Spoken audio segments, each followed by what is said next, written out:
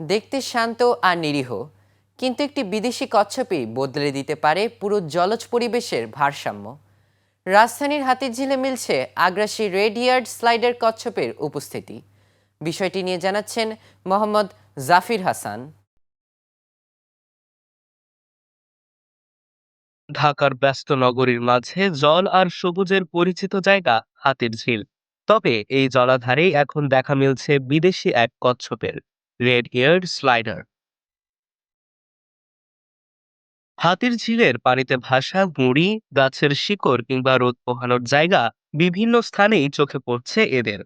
রাজধানীর আরো কয়েকটি পুকুর এবং ঢাকা বিশ্ববিদ্যালয়ের জলাশয়েও পাওয়া গেছে এই কচ্ছপ।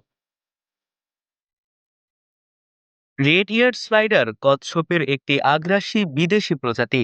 দ্রুত ছড়িয়ে পড়লে দেশীয় জলজ প্রাণী ও উদ্ভিদের সঙ্গে খাবার ও জায়গা নিয়ে প্রতিযোগিতা তৈরি করতে পারে এটি।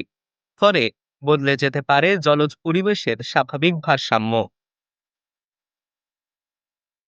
প্রশ্ন হলো, এই বিদেশি কচ্ছপগুলো আসছে কোথা থেকে? শখ করে অ্যাকুয়ারিয়ামে এসব কচ্ছপ পালন করেন অনেকে, কিন্তু আকারে বড় হয়ে গেলে কেউ কেউ আর রাখতে চান না। তখন সেগুলো ছেড়ে দেওয়া হয় লেক, পুকুর কিংবা অন্য কোনো জলাশয়ে। এভাবেই ঘরের পোষা প্রাণীটি এক সময় হয়ে ওঠে প্রকৃতির বাসিন্দা।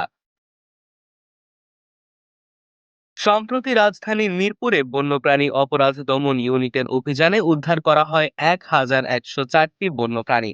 এর মধ্যে ছিল 846টি রেড ইয়ার স্লাইডার কচ্ছপের বাচ্চা।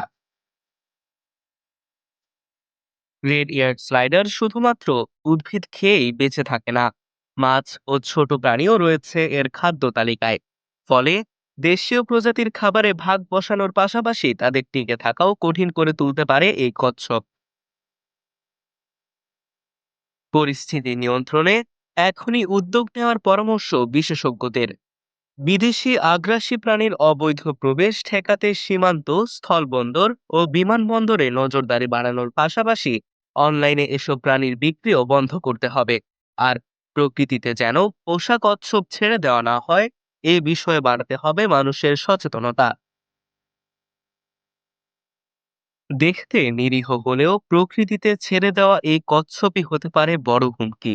তাই বিদেশি প্রাণী পালনে সচেতন হই, রক্ষা করি আমাদের জলজ পরিবেশ।